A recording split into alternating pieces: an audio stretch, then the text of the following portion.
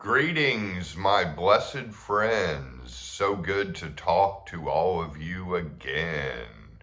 Here I am singing my song, making good progress after it all went wrong. So, yes, what a great topic today, Western psychology and Bardon work. And I hope you're excited for it. It's been very interesting for me to sync up the two. Before I get to that, I want to let you all know I do have courses on Perseus Arcane Academy. I have a free course on steps 1, 2, and 3. Then I have a paid course on steps 4, 5, and 6. That's only $49. I don't charge exorbitant prices. And same with my coaching.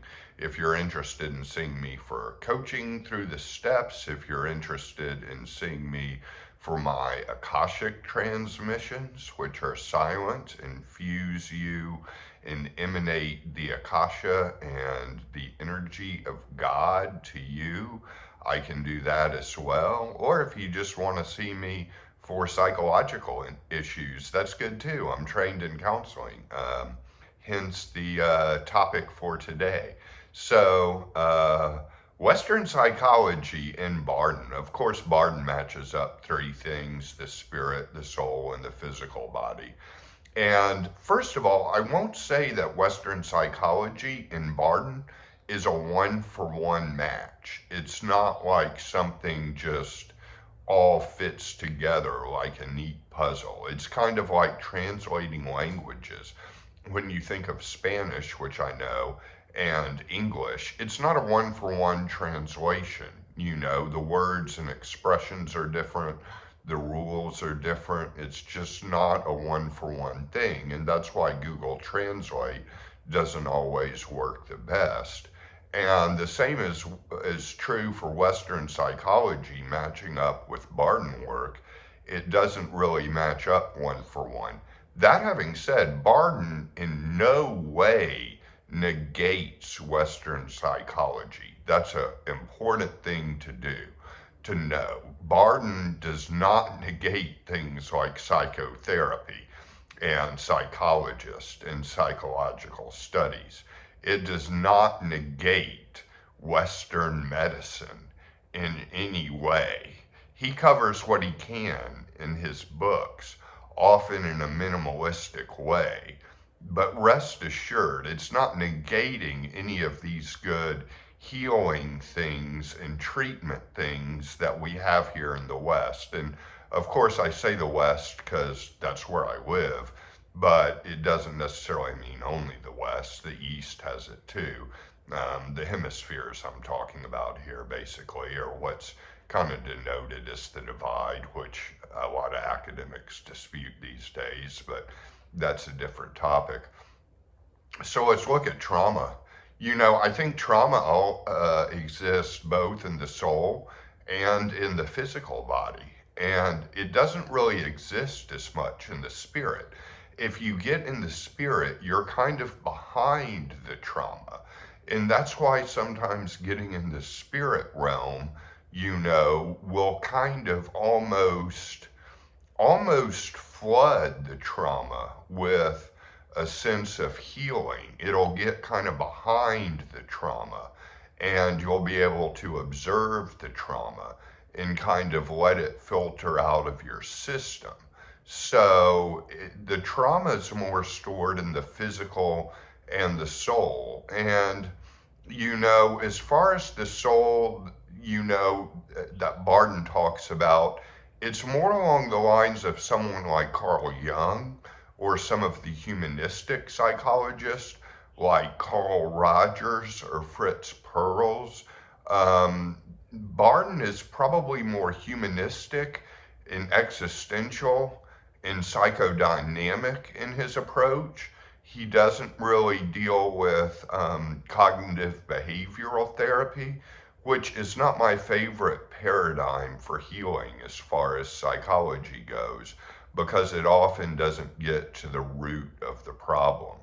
Now, you look at something like depression, and you see studies that show that the only known cure for depression is physical exercise.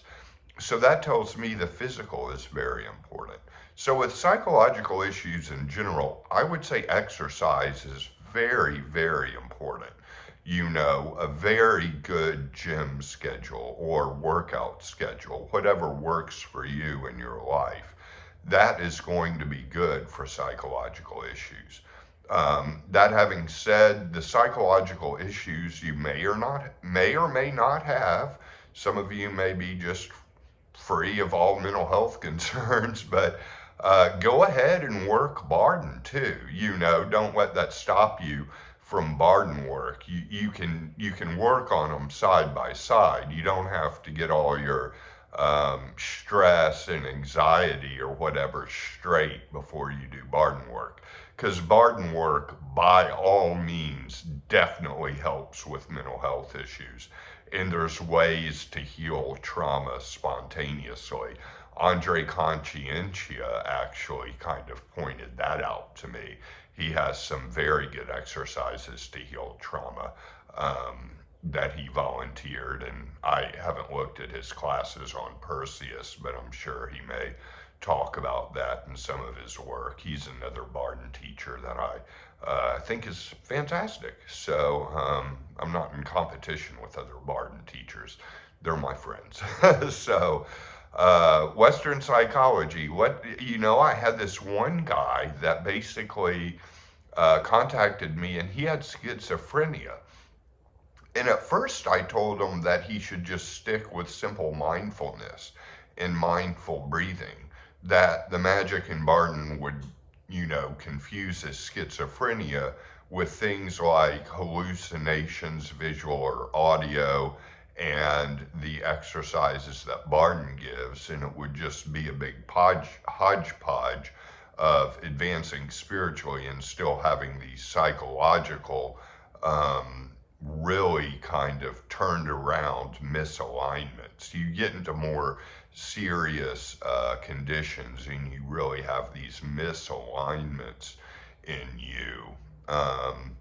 Let's look at some of the things. Anxiety too, I would put probably more in the physical realm, and that's just stress if you don't like the term anxiety. Another thing I'd like to mention is a lot of people, clients will see me at first for Bardon work, and then our coaching will turn into more like psychotherapy. And that's fine because I am trained in counseling. And I think what happens basically is Bardon work is one thing. Dealing with life in the world we live in is another thing. And life seems to have gotten more difficult in 2024 than it was in the past. And I just see this with geopolitical and economic issues going on right now and the way it's affecting clients I have in both America and Europe. So, that's kind of why some of this stress and stuff is natural for everybody. Even people that don't work Bardon are stressed out. People are stressed out these days. And mental illness has been on the rise. Let's not, negate the times we are living in right now. You get into things like personality disorders, and personality disorders are not on the surface, they're under the surface. So that means a lot of times they're playing out unconsciously. And, for people with personality disorders, I would suggest going on with Bardon work simply because it uncovers the unconscious and it uncovers the shadow self. And I would actually almost go to say that Bardon work would help more with personality disorders than psychotherapy would, because Bardon exercises are really uncovering the unconscious. The other thing I would like to mention before I close out this video is Man, I just really blanked there. I forgot what I was saying. Yeah, the unconscious and personality disorders. Oh, I know what I was going to say. I was going to talk about dissociation. And if you sometimes have a problem with dissociation, the best thing you can do is mindful breathing, like the Zen meditation I often suggest, of counting the breaths and doing it every day. 1 through 200. In and out, that's 1. In and out, that's 2. In and out, that's 3. And go all the way to 200. Just keep your count. Your thoughts will probably race, but just try not to lose count. And if you do lose count, go back to approximately the number you think you are at and go to 200. It's kind of like repetitions at the gym. Do those 200 reps every day. You will notice a lot more centeredness in your body and in your space.